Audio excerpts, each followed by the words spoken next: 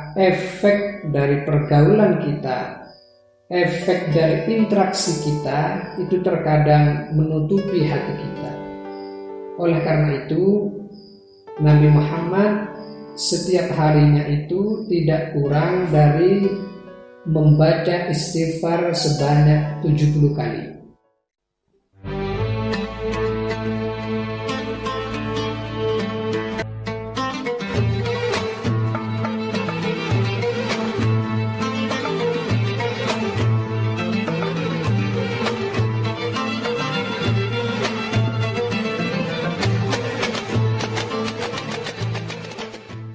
Assalamualaikum warahmatullahi wabarakatuh. Bismillahirrahmanirrahim. Alhamdulillahirabbil alamin. Wassalatu wassalamu ala asyrafil anbiya'i wal mursalin. Sayyidina Muhammadin wa ala alihi wa sahabatihi ajma'in. Wa man tabi'a sunnatahu wa jama'atahu min yaumina hadza ila yaumin nahdati waddin. Hadaratul afadil, para insan yang dimuliakan Allah, di zaman yang sepertinya pada saat ini kita dipenuhi dengan rasa was-was karena kita merasa pada fase kehidupan kita pada saat ini dibayang-bayangi oleh zaman akhir, sehingga kita seperti orang yang kebingungan.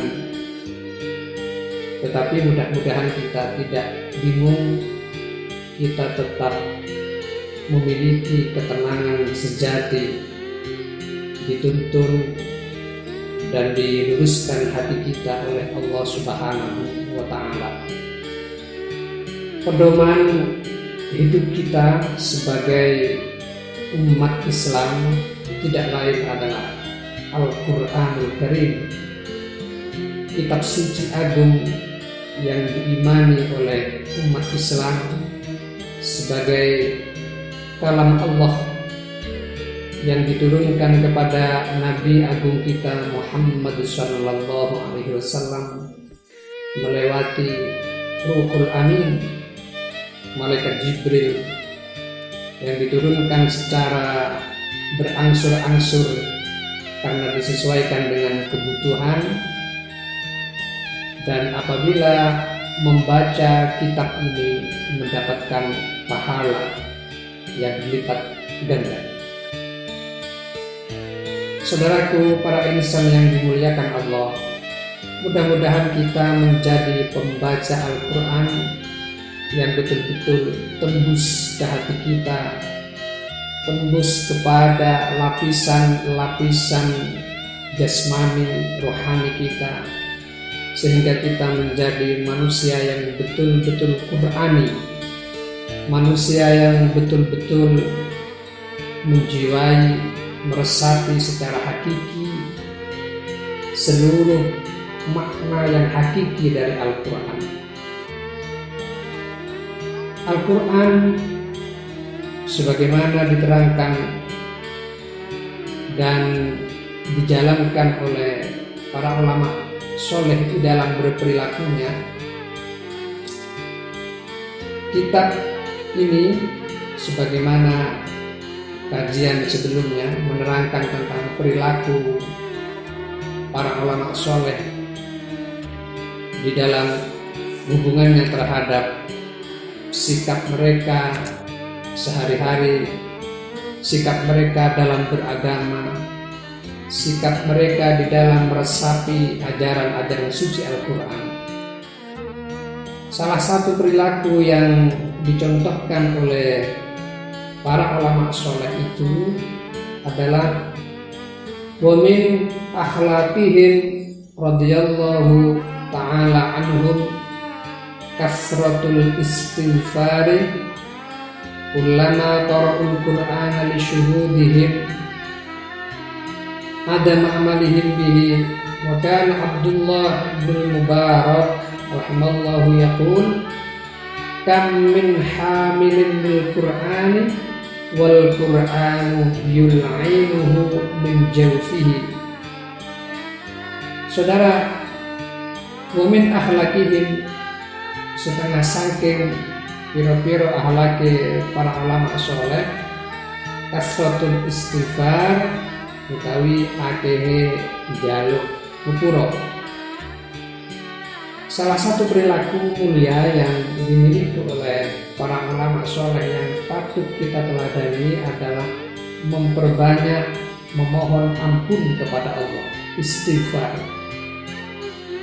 Dengan kata tulis yang sering kita dengar setiap hari, astaghfirullahaladzim, atau dipanjangkan menjadi astaghfirullahaladzim li walidayya, dan seterusnya, dengan segala macam bacaan istighfar.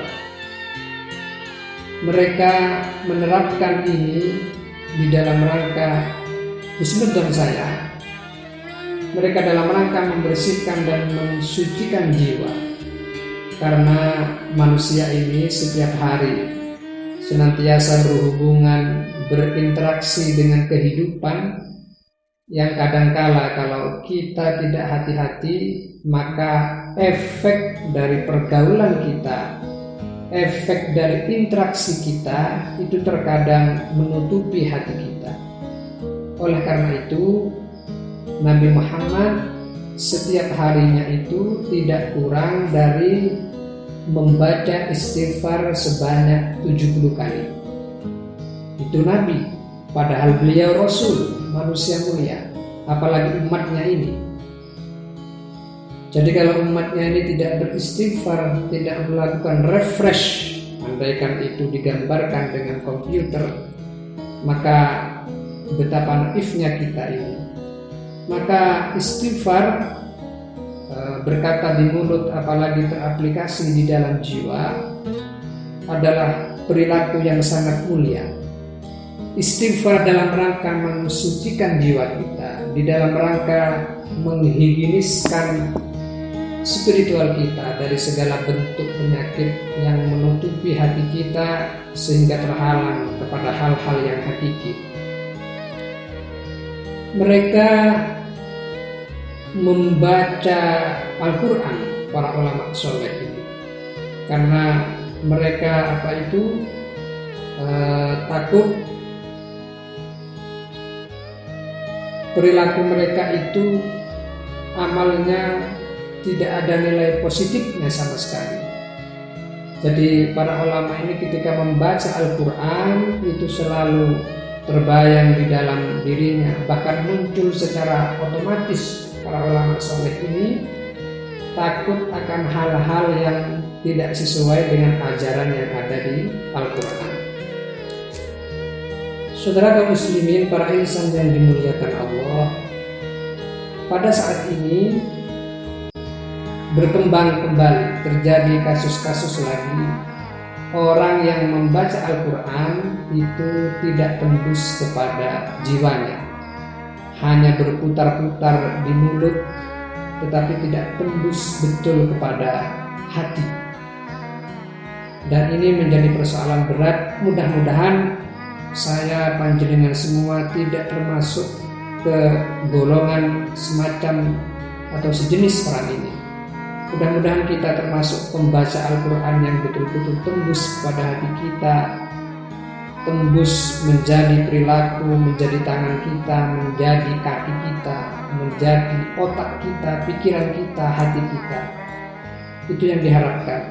Karena peringatan tentang membaca Al-Quran itu banyak disampaikan. Selain dari Nabi juga, para ulama juga menyampaikan, kam min hamil Quran, betapa banyak dari para penghafal Al-Quran itu ternyata Al-Quran malah memberikan laknat kepada mereka. Ini kasus terjadi karena Al-Quran itu hanya dijadikan sebagai legitimasi untuk pengesahan diambil restunya Al-Quran itu hanya untuk mewujudkan kepentingan mereka, atau barangkali menjadikan Al-Quran sebagai wasilah, sebagai lantaran saja dalam rangka mewujudkan kepentingan pendek mereka. Ini adalah sebuah perilaku yang tidak baik sama sekali di dalam beragama, menjadikan Al-Quran sebagai komoditas kepentingan. Maka yang terjadi adalah Al-Quran akan memberikan laknat, Al-Quran akan memberikan sebuah hukuman besar bagi orang yang melakukan perilaku jelek seperti itu. Kita yakin Al-Quran adalah kitab induk yang memiliki berkah manfaat yang sangat besar.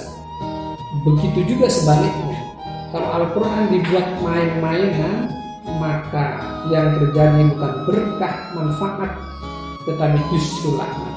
Maka jangan main-main dengan Al-Quran. Jangan sekali-kali mempermainkan ayat Al-Quran, ayat kitab suci yang sangat murni, yang sangat agung, yang menjadi modal besar, bekal besar bagi umat Islam. Harapan saya dan panjenengan tentunya sebagai umat Islam, kita menjadi pembaca Al-Quran, menjadi pemaham Al-Quran, menjadi perenung Al-Quran, tadabbur bil Quran, yakni orang-orang yang betul-betul mendapatkan manfaat dan berkahnya, bukan sebaliknya, bukan laknat yang kita dapatkan. Tentu yang terakhir ini adalah na'udzubillah min dzalik. Mudah-mudahan kita dijauhkan dari hal-hal yang sangat mengerikan itu. Mudah-mudahan bermanfaat. Para insan yang dimuliakan Allah, kita menjadi manusia Qurani, manusia yang betul-betul tidak lepas dari perilaku yang sangat mulia.